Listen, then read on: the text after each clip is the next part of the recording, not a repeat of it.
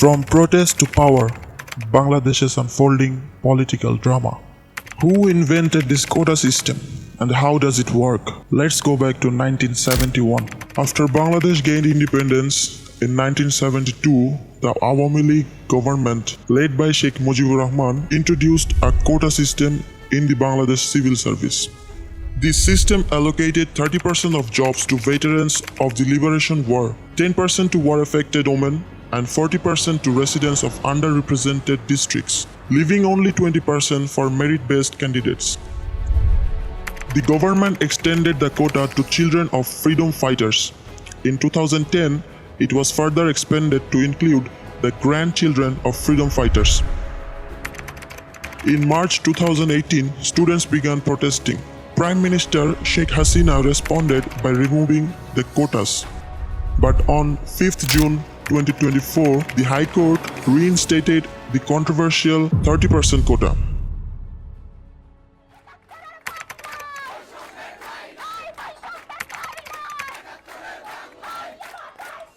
The next day, 6 universities rallied at Shahbag in protest.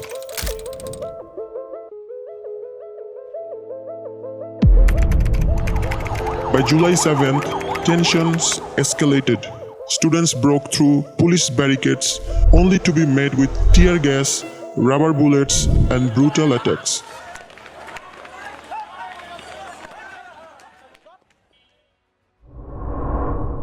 Awami League student wing joined in, worsening the chaos.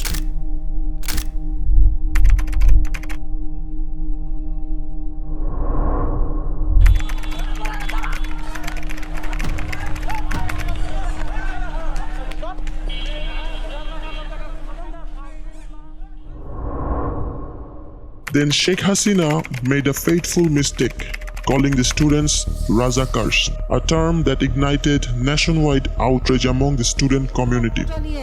তো কোটার মেধা তো এক জিনিস না, তো এইখানে দ্বন্দ্বটা সৃষ্টি করে এটা একটা ট্যাকটিস। তার মানে কি মুক্তিযোদ্ধার সন্তান নাতিপুতিরা কেউ মেধাবী না, যত রাজাকারের বাচ্চারা নাতিপুতি হলো মেধাবী, তাই না?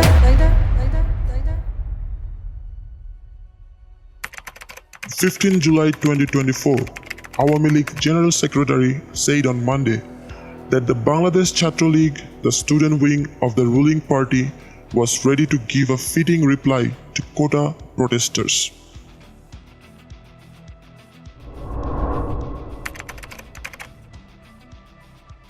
Students from various universities and colleges joined protests across Dhaka and other cities. The police attempted to disperse the crowds by firing tear gas and rubber bullets, but within 4 to 5 hours, the entire city was engulfed in chaos as students filled the streets.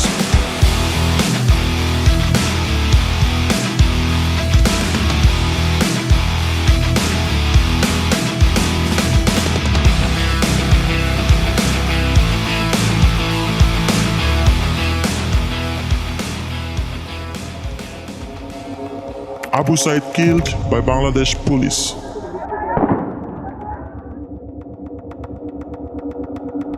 Mugdho was shot while serving free water to protesters.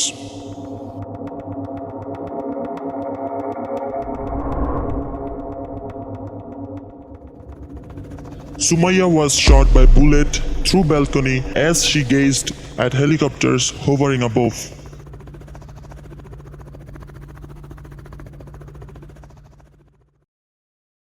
The streets of Bangladesh were no longer just battlegrounds, they were symbols of defiance. After intense clashes with police, the students seized control, their voice echoing through the city, but at 7 p.m., the government silenced the whole nation, plunging the country into darkness with an internet shutdown. Bangladesh imposes curfew, deploys army as job quota protests continue.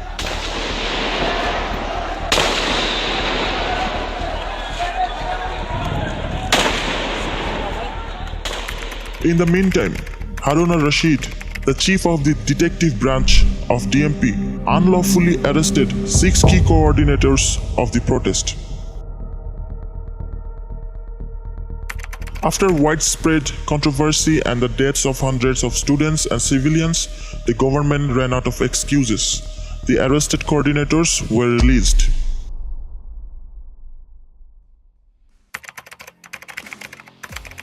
August 5th, 2024, another historical day after 1971. They announced a march to Dhaka with people from across Bangladesh joining to seize the Prime Minister's office, Gana Bhavan. As the situation spiraled out of control and Prime Minister Sheikh Hasina's life was at risk, she signed her resignation and fled the country before the protesters arrived. Army Chief Waqaruzzaman confirmed in a press conference that the Prime Minister had resigned and an interim government would be formed within days, including 2 of the protest coordinators. The march quickly turned into a victory rally upon hearing of her resignation.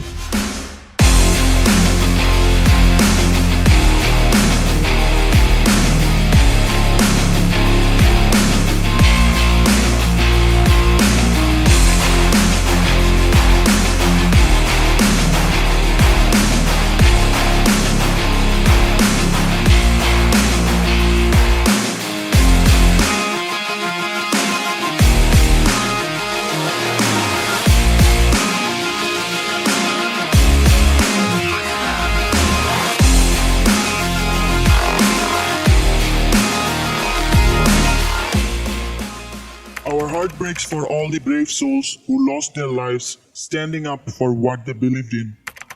Their courage and sacrifice will never be forgotten, but the pain of their absence weighs heavily on us all. In this time of deep sorrow, we honor their memories and mourn with their families, praying for strength and peace in the face of such tragic loss. May their souls rest in peace, and may their fight inspire us to continue seeking justice.